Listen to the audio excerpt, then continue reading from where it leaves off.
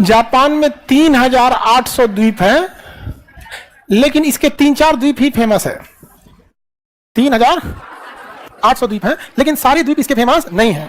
जिसमें सबसे ऊपर का ये वाला होकाइडो द्वीप, होन्शु द्वीप, क्यूशो द्वीप, ये 3 द्वीप सबसे ज्यादा फेमस है। होकाइडो द्वीप हम आपको पढ़ा दिए हैं। इसका सबसे बड़ा वाला द्वीप का नाम है होन्शु द्वीप, जो पेट्रोलियम के लिए प्रसिद्ध है। होन्शु द्वीप में क्या निकलता है? पेट्रोलियम। होन्शु द्वीप से क्या निकलता है? पेट्रोलियम निकलता है। आगे बढ़े, देखिए ध्यान से। होन्शु द्वीप से क्या निकला वो? आप सबके पास जापान का सेपरेट मैप है। देखिए, किसी भी एरिया में पर्यावरण के लिए अच्छा माना जाता है कि 35% जंगल होने चाहिए। यह पर्यावरण के लिए अच्छा है, संतुलन बना रहता है। लेकिन भारत में यह प्रतिशत 24% से 26% के बीच में वेरी करते रहता है। कभी जंगलों की कटाई हो जाती है, कभी जंगल बढ़ जाते हैं। यहाँ पे तो हमारे यहाँ जंगलों का प्रतिशत एकदम क्या हो गया, घट गया। जबकि जापान को अगर आप देखेंगे इसी रेशियो में, तो जापान के पास 65% जंगल है। जबकि इतना ज्यादा इंडस्ट्रियलाइजेशन है जापान में, उसके बावजूद वहां जंगल कितना परसेंट है? 65। हमारे यहाँ इंडस्ट्रियलाइजेशन का आता पता नहीं, जंगलों नहीं है। जंगल क्या है ही नहीं यहाँ पे, हमारे यहाँ जंगल बहुत कम है। तो ये बड़ा निगेटिव इंपैक्ट डालेगा। अभी देखिए, गर्मी का दिन इतना ज्यादा बढ़ते जा रहा है, ठंडा का दिन सिमटते जा रहा है। अब ठंड बचा क्या? जनवरी फरवरी 20 दिसंबर के बाद तो ठंडी स्टार्ट हो रहा है। तो अब तो ठंडी कम हो गया है, 3 महीना में सिमट के रह गया ठंडी का दिन। तो इतना ज्यादा हमने पेड़ को काट दिए हैं जिसका कोई हद नहीं। पक्षी अब आपको बहुत कम मिल रहे होंगे, गौरैया वगैरह कहाँ रहेंगे? सब कोई अपने घर पे बैठने तो देगा नहीं। वो पेड़ पौधे पे ही रहते थे सब, घर सब आदमी पेड़ काट दिया यहाँ पे। सोनम वांगचू जो थे 21 दिन के भूख हड़ताल पे थे, तो समझदार निकले 21 दिन पे। नहीं तो सरकार के भरोसे रहते, भूखले छोड़ देती सरकार। एक दिन खबर आता है कि नहीं है, समझा कि नहीं? लेकिन 21 दिन तक बिना खाए आदमी वो क्या मांग रहा है कि पर्यावरण को बचाया जाए यहाँ पर। लेकिन सर, आपकी सिस्टर इलेक्शन लड़ रही है। हाँ हाँ हाँ, वो इलेक्शन का प्रचार कर रही है। 20 कन्या शाम को 7 बजे आती है इसे करके। बहुत कम दिमाग है उसके पास। सर, आपको आपकी कौन कौन दो सिस्टर है? सब पूरे इंडिया को पता है हमारी दोनों सिस्टर के बारे में। चाचा तो विश्व प्रसिद्ध है जी, मेरा दोनों चाचा विश्व प्रसिद्ध है। एक वो जेल में है, उधर लड़ाई में बिजी है। हाँ? चलिए आगे बढ़ते हैं। हमारे यहाँ जंगल का क्या अभाव है? अब जापान की राजधानी जापान के होन्शु द्वीप पर है। जापान की राजधानी किस द्वीप पर है? होन्शु। देखिए आप लोग फटाफट जापान को। जापान की राजधानी टोक्यो किस द्वीप पर है? होन्शु द्वीप पर है। जापान का नक्शा किधर गया जी?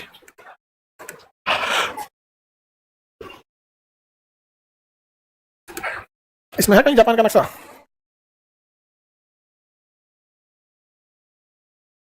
इसमें तो पूरा नक्शा का ग्रुप है, लेकिन जापान नहीं है। कोई बात नहीं, जापान लेते आते हैं। जापान की राजधानी किस द्वीप पर है बाबू? हाँ, होन्शु द्वीप पर है।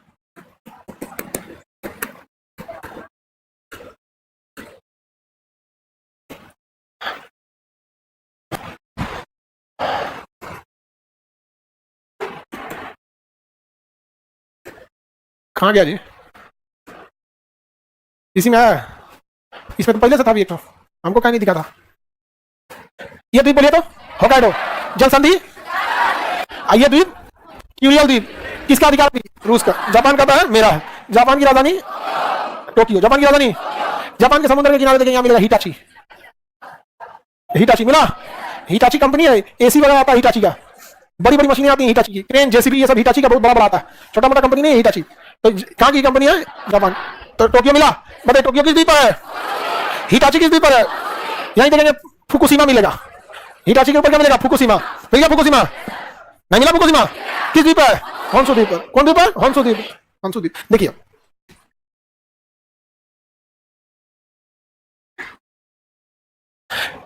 फुकुशिमा जो है, यहाँ परमाणु बिजली घर था। और परमाणु बिजली घर में यूरेनियम, और यूरेनियम बहुत खतरनाक रेडिएशन होता है, और उसके रेडिएशन से लोगों की मृत्यु हो जाती है। और कोई भी चीज रेडियो एक्टिव हो जाता है। जैसे अगर कोई मिट्टी हो जाएगा ना रेडियो एक्टिव, तो उस मिट्टी में कोई भी चीज का उत्पादन की जाएगा ना, कोई भी गेहूं वगैरह, तो जो गेहूं खाएगा सब मरेगा वहां पे। इतना ज्यादा रेडिएशन हो जाता है। 2011 में ना जापान में सुनामी आ गया, भूकंप आया, भूकंप के बाद सुनामी आया, और सुनामी का पानी घुस गया जानते हैं किसमें? फुकुशिमा परमाणु रिएक्टर में। अब तो हो गया कांड कि अगर वो पानी समुद्र में छोड़ा गया तो पूरा एरिया की मछली मर जाएगी। तो पनिया 1 साल तक रोक के रखा गया था, और फिर उसमें अरबों खरबों रुपए लगे थे, लगभग 6000 करोड़ रुपए लगे थे जापान की पनिया साफ करने में। और साफ करके छोड़ा गया तो फुकुशिमा के लोग भाग गए। लोग कोई नहाने ही नहीं जा रहा है फुकुशिमा में। ट्रांसफार्मर उड़ा क्या? आवाज आया, लग रहा है उड़ गया ट्रांसफार्मर। कोई बात नहीं। तो वहां पे फुकुशिमा में भयंकर जब दुर्घटना हुई तो वहां के लोग फुकुशिमा की मछलियां खाना छोड़ दिए। अब वहां पे ना कोई मछली ही नहीं बिकती फुकुशिमा की। अब वहां 10 साल बाद जापान के प्रधानमंत्री, वित्त मंत्री, सारे मंत्री जाते हैं तो सबको दिखा के खाते हैं कि देखिए फुकुशिमा की मछली है, हम खा रहे हैं, कुछ हुआ हमको। लेकिन लोग डरा जाता है। अफवाह तो बड़ी तेज होता है। मुंह नोचुआ का अफवाह देके पूरी दुनिया में फैल गया। आप लोग तो पैदा नहीं हुए होंगे मुंह नोचुआ के टाइम। अगर बाल काटने वाला आप लोग, तो वो तो केवल आप लोग को प्रभावित किया था। लड़का सबको कोई दिक्कत थोड़ा था यहाँ पे। सही में किसी के बाल काटा था क्या? हाँ, रियलिटी में कोई देखा था? सुना सुनी मत बोलो। आपका क्या पता? आपके गांव में किसी को? आपके गांव में तो क्या जिंदा थी, कुछ हो गया? बेहोश हो गई थी? बताओ, बाल काटने बेहोश हो जाती है। अब ये लड़की बता रही थी 300 रुपया लगता है बाल काटने का, तो हम लोग को कोई काटे तो थमा देना, काटो। लड़का सबको कोई बाल काटने वाला नहीं करता, भूत प्रेत पकड़ के आदमी उसी का सैलून करवाता है। तुम ओवर टाइम में करवाएंगे तुमसे, ऐसा भूत मिल जाए सब जो बाल काटे, सब पकड़ के सैलून नहीं खोल देगा। भूतहा सैलून की दुकान, यहाँ भूत प्रेत से बाल कटाया जाता है। तो आगे बढ़े तो फुकुशिमा परमाणु दुर्घटना में जापान को बहुत लॉस हो गया। फुकुशिमा, अब जापान में एक तो परमाणु बम मारा हिरोशिमा पे, दूसरा का मारा नागासाकी पे, तीसरा का सुनामी में उड़ गया फुकुशिमा। यहाँ पे जापान कसम खा लिया कि 2050 तक वो अपने सारे परमाणु रिएक्टरों को बंद कर देगा वहां पर। तो फुकुशिमा परमाणु दुर्घटना के लिए प्रसिद्ध 2011 में हुआ था। 2011 में, उस समय आप लोग छोटे होंगे। 2011 में तो छोटे ही होंगे ना। बाल काटने का पैसा भी नहीं लगेगा। अरे वो अफवाह बहुत खतरनाक था जी, कहीं को तो हेलमेट पहन के सोते थी सब, लोटा वोटा बांध के। यहाँ पे चलिए, अब यहाँ टोक्यो देख लिया। अब ध्यान से देखिए, यहाँ पे टोक्यो के बगल में अगर आप देखेंगे यहाँ पे, तो यहाँ नागोया मिलेगा। देखिए टोक्यो के बगल में नागोया, टोक्यो के बगल में नागोया। नागोया वहाँ का इंडस्ट्रियल एरिया है, ऑटोमोबाइल्स बनते हैं, गाड़ियां बनती है, मोटरसाइकिल बनते हैं, रोबोटिक इंजीनियरिंग बनती है, बुलेट ट्रेन, मैग्लेट ट्रेन, ये सब चीज कहाँ बनेंगे सब नागोया। नागोया के आगे देखेंगे तो ओसाका बनेगा। क्या मिला? ओसाका। नागोया के आगे मिला ओसाका, नागोया के आगे ओसाका नहीं मिला ओसाका। जापान में सबसे ज्यादा कपड़े जो होते हैं वो ओसाका में बनते हैं, और जो जगह कपड़ा के लिए प्रसिद्ध होता है उसे मैनचेस्टर कहा जाता है, तो जापान का मैनचेस्टर। और जो जगह मोटर वाहन के लिए प्रसिद्ध है उसे डेट्रॉइट कहा जाता है, तो जापान का डेट्रॉइट। हाँ, नागोया। जापान का मैनचेस्टर, ओसाका, डेट्रॉइट। इसके ऊपर देखिए आपको मिलेगा क्वेटो, मिला क्वेटो। ओसाका के ऊपर देखिए मिला, ओसाका के ऊपर क्वेटो। क्वेटो 1997 में क्वेटो प्रोटोकॉल हुआ था कि पूरी दुनिया मिलकर पर्यावरण को बचाएगी और CO2 का उत्सर्जन कम करेगी। क्वेटो जापान की सांस्कृतिक शहर है। जैसे बनारस जो है भारत का सांस्कृतिक शहर है। बनारस कैसा शहर है? सांस्कृतिक। पटना और बनारस आपको एक जैसा दिखेगा। जैसे यहाँ भी पतली पतली गली, वहां भी पतला पतला गली, यहाँ भी जहां देखेंगे स्ट्रीट फूड, बनारस में भी ऐसे स्ट्रीट। यहाँ भी घाट लाइन से मिलेगा, बांस घाट, कंगन घाट, पटना घाट, NIT घाट, काली घाट, कृष्णा घाट, घाटे घाट मिलेगा। हालांकि वहां का घाट इससे लाख गुना बेटर है, समझा क्या गिनेगा। और वहां एक घाट है मणिकर्णिका घाट। सब्जी मंडी में जैसे सब्जी दिखता है ना, वैसे वहां लाश जलती है। वहां लोग एडजस्ट करके लाश जलाते हैं कि इतना जगह हट जी है, कहाँ हटेंगे जी, अरे हट जाएंगे इतने में। इस तरह से लाश जलती है मणिकर्णिका घाट में। मतलब जाके वहां देखिएगा ना तो मोह माया खत्म हो जाएगा दुनिया का। और ये चीज क्या पे दुका बोलता है कहा, एक से एक बकलोले रहता था। ऋतुराज राय, हम बनारस में ही रहते हैं, ठीक है। हालांकि ये शमशान वगैरह चीज ना बाजार के बीच में रहता तो ज्यादा सही रहता, किनारे नहीं रहना चाहिए था। इसको एकदम बीचों बीच बनाना चाहिए, एकदम बीचों बीच में, जहां सबसे ज्यादा भीड़ हो। समझा कि नहीं? सबसे ज्यादा भीड़ हो उसी एरिया में बना के, ताकि हर इंसान को अपनी हैसियत का पता चल सके। वो जब जब देखेगा तब तक उसको रहेगा। कब्रिस्तान, इसको भी अमूमन कब्रिस्तान देखेंगे बाजार के बीच में रहेगा, मतलब साइड में रहेगा, गांव के बीच में ही सब रहता ना, तब समझ में आता। डेली लोग एक दूसरे को देखते कि तो बढ़िया करते, तो कुछ तो 10% 15% क्राइम कम होता, लोग मानवता समझते एक दूसरे को। यहाँ पे देखिएगा ना, मतलब जो शमशान से आ रहा था ना, एक हफ्ता तक बड़ा अजीब रहता है, शांत रहेगा एकदम। यहाँ पे सोचिए अगर बीच बाजार में रहता तो जिंदगी शांत रहता, कितना सही रहता है। यहाँ पे ये सब चीजें हैं, क्राइम से रोकती है। जैसे त्योहार, नवरात्रि में देखिएगा लोग आदमी कितना खराब रहता है, शरीफ हो जाता है। रमजान में आदमी प्लान बनाता है कि रमजान खत्म हो गए। कई बार जितना लोग को फिल्म देखना होगा ना, सब रमजान का खत्म इंतजार करते हैं, ईद खत्म हो, ईद बाद फिल्म देखेंगे। हालांकि देखने वाले तो कभी भी देखते हैं। इस्लाम धर्म में टीवी वगैरह हराम है, मतलब मना है, नहीं देखना चाहिए यहाँ पे। और अब तो जो मतलब जिस तरह के सिनेमाएं आ रही हैं, जिस तरह की फिल्में, गाना, न्यूज, हर चीजें चौपट हो गया है। अब तो हमको लगता है राष्ट्र हित में है कि टीवी मत देखो। हर चीज एकदम हो गया है। ये सब चीजें थोड़ा सा समाज को बैलेंस बना के रखते हैं। तो जापान का सांस्कृतिक शहर कौन है? क्वेटो। कौन सा है? क्वेटो। जापान का जो परमाणु बम मारा गया था ना, तो वो हिरोशिमा पे नहीं मारना था, वो मारना था किस पे? क्वेटो पे। लेकिन वहां पे लास्ट में उन लोगों ने चेंज किया, कहा कि क्वेटो पे मारना ठीक नहीं है, वहां के लोग बड़े सीधे हैं, मारेंगे तो कहीं के लोग मरेंगे वहां पे। लेकिन वो सांस्कृतिक शहर छोड़ दीजिए, उसको क्वेटो को छोड़ देते हैं। तो नागासाकी पे मारा गया और ओसाका मिल गया। ओसाका के आगे देखेंगे यहाँ मिलेगा हिरोशिमा, किनारे देखिए मिला। कौन सा है? हिरोशिमा। सबको मिल गया? मिला कि नहीं मिला?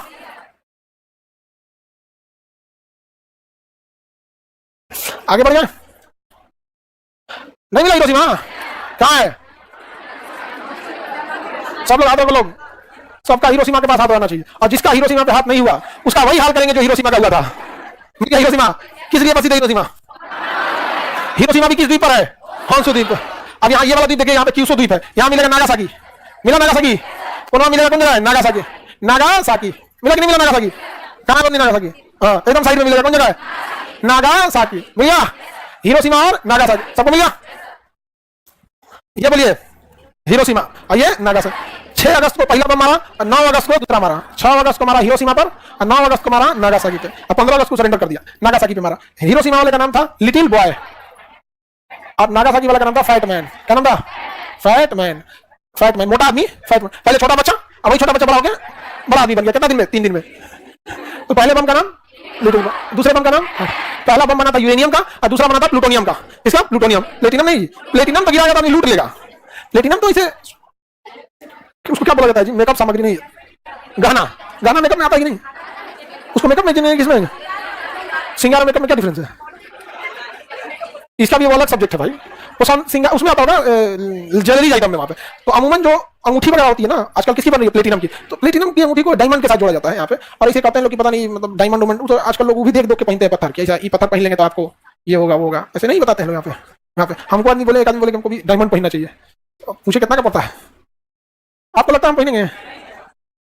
सुख और दुख दोनों ऊपर वाला देता है। आप यकीन मानिए, एक अच्छे दिल से उसके दिए गए दुख को एक्सेप्ट करके देखिएगा, उसे थैंक्स बस कहिएगा कि आप ही का दिया हुआ है। यकीन मानिए ऊपर वाले को भी आपके ऊपर विश्वास होगा कि ये आदमी ठीक है इसको। जब वो सुख आप उसका एक्सेप्ट करते हैं तो दुख भी उसका एक्सेप्ट कीजिए। जब हम आपको पढ़ाते हैं आप उसे एक्सेप्ट करते हैं, तो जब कभी आप नहीं पढ़ते हैं, आप गलती करते हैं तो पीटते भी हैं आपको, आप उसको एक्सेप्ट करते हैं कि नहीं करते हैं, और फिर उस गलती को सुधार लेते हैं। तो आप जब कोई गलती कर रहे होते हैं ना, तो भी ऊपर वाला सताता है, उसे आप एक्सेप्ट करके रियलाइज कीजिए कि हमसे कहां गलती हुई है, वहां पे आप ऊपर वाले से लड़ लेते हैं। तो ये सब चीजें आगे बढ़ जाए। दोनों पे बम गिरा दिया गया, अब तीसरा बम गिराने वाला था टोक्यो पे, तो क्या कर दिया? सरेंडर कर दिया। जापान ने क्या कर दिया? सरेंडर। तो अमेरिका ने कहा ठीक है, सरेंडर कर दिया, कहा कि तुम्हारी पूरी रक्षा की जिम्मेदारी हम करेंगे। जापान की पूरी रक्षा की जिम्मेदारी कौन ले लिया? कहा कि तुम्हें सेना रखने की जरूरत नहीं है। क्यों? क्योंकि उस समय चल रहा था कोल्ड वॉर। अब अगर यहाँ जापान में अमेरिका की सेना रहती तो ऑटोमेटिक क्या कवर हो जाता? रूस कवर हो जाता। रूस कवर हो जाता कि नहीं होता? तो पूरा शीत युद्ध में कौन दो देश थे मेनली? अमेरिका और रूस, अमेरिका और रूस। और इन लोगों के चक्कर में पूरी दुनिया मारा गई थी। कोल्ड वॉर में अमेरिका और रूस डायरेक्ट लड़े थे? नहीं लड़े थे। और द्वितीय विश्व युद्ध के बाद ही चालू हुआ था कौन सा युद्ध? कोल्ड वॉर, शीत युद्ध। देखिए बहुत ध्यान से, द्वितीय विश्व युद्ध में इधर आ गया जापान और इधर आ गया जर्मनी। बताइए एक साइड में कौन आ रहा? इधर में जर्मनी। अरे दोनों जापान और जर्मनी को मार के कहा तुम लोग अपनी सेना नहीं रखोगे। जर्मनी की भी सेना कौन देखेगा? अमेरिका। मुख्य उसका उद्देश्य किस पे नजर रखना था? और जापान के पास भी अपनी सेना नहीं है, कौन सुरक्षा करता है? अमेरिका। मुख्य उद्देश्य किसका है? अभी बताइए, अगर युद्ध हुआ अमेरिका और रूस में, तो अमेरिका तो मारेगा जर्मनी से धाएगा, और अगर वहां से रिप्लाई होगा तो बम कहां गिरेगा? जर्मनी पे। इसको क्या होने वाला है? कुछ होगा नहीं। वही हाल किसका है? जापान। इसीलिए उत्तरी कोरिया कहता है कि अगर अमेरिका कुछ भी किया तो पहले मारेंगे हम किसको? जापान और साउथ कोरिया को धो देगा वहां पे। तो जापान समझ में आ गया, किसी को दिक्कत नहीं है जापान में। आगे बढ़े। अब ये जो द्वीप है क्यूशो द्वीप, सबसे निचला वाला द्वीप का नाम क्या है? क्यूशो द्वीप। इस क्यूशो द्वीप पर एक इधर सा होगा मिनी माता। कौन सा है? मिला मिनी माता? नहीं मिला। नीचे पे एकदम मिलेगा मिनी माता। मिनी माता नहीं मिला। मिनी माता साहब नहीं मिला। माता जी सब लोग को मिल गया मिनी माता? मतलब सबको मिल ही नहीं रहा मिनी माता। किसको किसको नहीं मिला? अरे तेरी, तुम बाल पीछे करवाया, ये सफेद शर्ट भी बना दिया टकला पे तुम। एक तो कम बाल है, एक तो इसका मुंडी ऐसा है, अब फुल काला है, अब बाल ऐसे रखा है। ये कौन डिजाइन बना है? अपने से बन गया है, मतलब इधर खत्म हो गया है। ठीक है, लेकिन काला विद्यार्थी मेरा एकदम प्रिय विद्यार्थी भूआ है, शुद्ध काला एकदम। आगे बढ़ते हैं हम लोग। अभी भी जापान में अमेरिका की सेना, बिल्कुल बाबू जापान के पास सेना ही नहीं है। जापान ने सरेंडर कर दिया था, सेना ही नहीं है। अमेरिका ने कहा था कि तुम्हारी रक्षा हम करेंगे, जितना उसका पैसा आएगा तुम देना। समझा कि नहीं आ गया? तो जापान की सुरक्षा कौन करता है? आप पैसा कौन देता है? जापान कुछ बिल थमा देता है। अब जापान के भारत में 40 सैनिकों पर जितना खर्च आता है ना, अमेरिका के एक सैनिक पर उतना खर्च आता है। अरे वो खाना ना खाएगा, सुबह केक खाएगा 200 रुपए का। भारत के सैनिक को केक दीजिएगा तो पूछे किसका बर्थडे है? केक में हम लोग का पेट भरने वाला जी। हाँ, एक तो और भी चीज हमको नहीं समझ में आता है। लोग इडली मतलब इडली डोसा सांभर खा के पेट भर लेते हैं लोग। हम एक बार गए थे, ऐसे साउथ इंडियन खाना था और वो सब खाना दे दिया गया। उसके बाद से सब चीज समय मतलब तैयारी हो गई। यहाँ पे तमें से पूछे भाई खाना कब दिया जाएगा? वो अपने आदमी में पूछे कि सर यही खाना था। मैंने दूगो इडली, एगो डोसा, सांभर तो सब्जी टाइप का हो गया सांभर, एगो मिड्डू वाला गोल टाइप का पकौड़ी टाइप का छान देता है लोग यहाँ पैसे, उपमा, नारियल का चटनी, एगो लाल एगो हरियर। तो ये खाना हो गया। 10 मिनट में पहुंच जाएगा यहाँ, ना मसाला है ना कुछ ढाई से। यहाँ पे हम लोग का खाना है, हम बाहर के खाने में नहीं खाते। हम लोग का शरीर भी वैसे ही एकदम सीमेंट के बोरा ऐसा धस में नहीं करता कोई। मिनी माता में ना एक फैक्ट्री थी। ये जापान का किस्मत खराब है। वो देखिए दूसरा परमाणु बम पटाखे चल गया अमेरिका, अब 2011 में एक में सुनामी घुस के धमक गया हुआ। समझे? अब मिनी माता नाम का एक फैक्ट्री था ना, ये फैक्ट्री में ब्लास्ट हो गया और इसमें खूब ज्यादा पारा भरा हुआ था। पारा मरकरी वो पानी में चला गया और धीरे धीरे रिस्क है। जो कोई सब्जी उजी उग गया, सब्जी सूख लिया जल पानी, और आ गया सब्जी में, आ गया अनाज में, मछली पानी भी आ गया मछली में। ये एरिया में जितना आदमी था ना, सब आदमी का शरीर एकदम टाइट हो गया, घूमिए नहीं रहा था किसी किसी, एकदम बंद हो गया। कोई मरा तो कुर्सी पे ऐसे बैठले मर गया, ऐसे उसको उठाए के ले जा रहा ऐसे ही एकदम टाइट जगह गया, ऐसे ही मर गया बेचारा, खतरनाक एकदम ऐसे। कोई किसी बताइए तो बीमारियां फैल गया, तो बीमारियां का नाम हो गया मिनी माता। उस हिसाब से तो कोरोना का नाम वुहान होना चाहिए। आप बताओ तो होना चाहिए कि नहीं होना चाहिए? बिल्कुल होना चाहिए। जब इसका नाम मिनी माता हो सकता है तो कोरोना का नाम वुहान क्यों नहीं हो सकता? तो पारा से फैलने वाली बीमारी को क्या कहते हैं? पारा से फैलने वाली बीमारी मिनी माता। मिनी माता, पारा से फैलने वाली बीमारी मिनी माता कहाँ है? हाँ, जापान में क्यूशो द्वीप पर। क्यूशो द्वीप पर। जापान रोबोटिक टेक्नोलॉजी में बहुत आगे है, इंडस्ट्रियलाइजेशन बहुत ज्यादा है। जापान की चीजें महंगी आती है लेकिन बहुत ही ज्यादा मजबूत और सॉलिड रहती है। जापान में जापान और भारत का बहुत अच्छा रिलेशन है। एवरग्रीन फ्रेंड हमारे कहे जाते हैं जापान और फ्रांस। हालांकि ऐसे हम लोग कहते हैं रूस को, लेकिन जापान और फ्रांस एवरग्रीन फ्रेंड है हमारे, कभी खिलाफ नहीं गए जापान वगैरह सब। यहाँ पे टेक्नोलॉजी भी दे रहा है हम लोग को, बुलेट ट्रेन बना रहा है, नया पुलवा बना है, वो बना रहा है, बनारस को डेवलप कर रहा है क्योटो की तरह। मोदी जी गए थे वहां पे तो बोले थे कि क्योटो बहुत अच्छा है, हम भारत को डेवलप कीजिए। तो मोदी जी का कहां पे? तो कहा कि बनारस कीजिए ना, हम वहीं के सांसद हैं। तो अभी बनारस रेलवे स्टेशन जाके देखिए, आज से 10 साल पहले जब हम लोग बनारस जाते, बनारस का मेन स्टेशन आपने जो बनारस के होंगे कैंट, बनारस कैंट शक्ल बदल गया बनारस कैंट का। नहीं तो एक समय था बनारस कैंट के आगे सबसे बड़ा शौचालय होता था, जो जहां तहां पेशाब कर देता था, गंद मचल रहा था, वैसे ही टेम्पू लगी है, कुछ लगा एकदम भयानक टाइप का। तो बनारस कैंट पे हाँ, तो ये मतलब आज देखिए बनारस कैंट का सूरत एयरपोर्ट बन गया, वो बहुत चीजें डेवलप की गई है वहां पे। समझ लगी नहीं? तो जापान, अच्छा जापान में सबसे ज्यादा भूकंप आते हैं और सबसे ज्यादा सुनामी आता है। और चाइना जापान को अलग टॉर्चर करता है, उसका एक छोटा छोटा द्वीप है ना, ये छोटा छोटा चाइना का था मेरा है, चाइना क्या कहता है मेरा। एक्चुअल में जापान सबसे मनोबल था। जितना खतरनाक ये जापानी थे सब ना, जितना खराब इनका बिहेवियर था, द्वितीय विश्व युद्ध में किसी का उतना खराब बिहेवियर नहीं था। बहुत खराब बिहेवियर था इनका, कुत्ता से खिला देते थे जापानियों, चाइनीज सबको, चाइनीजों को पकड़ते थे सब, मार और के सब कुत्ता छोड़ देते थे सब, बहुत झेला है सब चाइनीज सब। तो इसीलिए एकदम चिढ़ा होता है जापानियों पे। और जापान ने क्या किया था ना, चाइना की इस मंचूरिया पे कब्जा किया ना, कोई भी अगर चाइनीज भाषा बोल देता था तो गोली मार देते थे। अंग्रेज भी हम लोग को गुलाम बनाए सब, उन सबको हम लोग हिंदी सिखा दिए। नहीं समझ आया? अब कुछ कुछ हिंदुस्तानी लोग भी हैं ऐसे, ऐसा ऐसा भारत में भी ठग मिलेगा सब, जिसको देख के आपको लगेगा कि लगता है कि अंग्रेजों को हमसे आजादी मिला। ऐसा ही ठग मिलेगा सब भारत में। देखिए ना, विचित्र लोगों की कोई कमी नहीं। तो मंचूरिया में एकदम तबाह किया था जापान जो था विश्व युद्ध में। अमेरिका जापान से कोई दुश्मनी ही नहीं थी, अमेरिका और जापान में कोई दुश्मनी नहीं थी, बट पृथ्वी तो गोल है, तो गोल पृथ्वी की वजह से ये एरिया जाके टच होगा किस एरिया से? इस एरिया से। तो ऑटोमेटिक जापान किसके करीब आ जाएगा?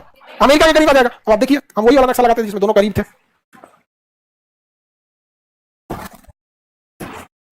ये नक्शा देखिए, देखिए पृथ्वी तो गोल है, हम उसे जब किताब में देखेंगे तो गोल तो नहीं रख सकते किताब में, या तो फिर ग्लोब लेके घूमिए, तो कहीं ना कहीं से तो काटना पड़ेगा, कहीं ना कहीं से क्या करना पड़ेगा? काटना पड़ेगा। तो अटलांटिक महासागर को, प्रशांत महासागर सबसे बड़ा सागर था, उसी को काट दिया गया। तो इसीलिए प्रशांत महासागर दो जगह पड़ गया, एक इधर बढ़ गया और एक इधर बढ़ गया। समझ में नहीं आ गया? हालांकि शुरुआत में विचार किस महासागर को काटने की थी? अटलांटिक। बट अगर इसको हम लोग काटते ना ऐसे, तो ये ग्रीनलैंड थोड़ा इधर हो जाता है, ये थोड़ा सा इधर हो जाता है, इसलिए काटा गया किसको? देखिए ये हम किसको काट दिया? अटलांटिक को। कौन महासागर है? ये अफ्रीका। अब देखिए भारत यहाँ है, ये देखिए भारत, इंडिया हो गया, ठीक है। ये कौन हो गया? जापान। ये सागर कौन सा? प्रशांत महासागर। ये अमेरिका कौन जगह है? ये रूस, ये अमेरिका। इसीलिए ना दोनों में झगड़ा होता है। इस नक्शा में लगता है कि दोनों दूर दूर है सब, इसमें लगता है कितना दूर दूर है सब, जबकि यहाँ से कितना एकदम पास है सब। यहाँ पर तो यहाँ पर ना ये प्रशांत महासागर है। कौन महासागर? प्रशांत महासागर के बीचों बीच में एक द्वीप है, हवाई द्वीप। आगे पढ़ाएंगे जब अमेरिका पढ़ाएंगे तब। हवाई द्वीप कौन सा द्वीप है? हवाई द्वीप। प्रशांत महासागर के एकदम बीचों बीच में है हवाई द्वीप। अमेरिका ने ना हवाई द्वीप पे यहाँ पर एक बंदरगाह बनाया, पर्ल हार्बर, पर्ल हार्बर। और यहाँ उसने बड़े बड़े लड़ाकू जहाज तैनात किए, सब पूरे बेस बना दिया। 100-200 लड़ाकू जहाज तैनात किया लड़ने के लिए, नेवी की जहाज तैनात किया लगभग 120 की संख्या में। आज भारत की नौसेना में 120 जहाज है। उस समय अमेरिका की एक बेस पर इतनी नौसेना की जहाज थी, सब डिस्ट्रॉयर, लड़ाकू जहाज, पनडुब्बियां थी, सब इस पे थी। अब जापान को लगा कि अरे भाई साहब ये तो इतना खतरनाक है, अमेरिका इतना खतरनाक हो गया है, तो जापान ने कहा कि हम लोग भी जहाज बनाएंगे, हम लोग भी पानी वाली जहाज बनाएंगे, पनडुब्बी बनाएंगे। तो उसके इंजीनियरों ने कहा, तो रिपोर्ट आई जापान के पास कि जिस रफ्तार से हम लोग जापान बना रहे हैं, अपनी नौसेना को बढ़ा रहे हैं, अमेरिका की बराबरी करते में 40 साल लग जाएगा। तो जापान ने कहा एक काम करते हैं, अमेरिका की कुछ जहाज मार के गिरा देते हैं, 200-250 जहाज मार के गिरा देते हैं, तो हम आज उससे 40 साल आगे हो जाएंगे।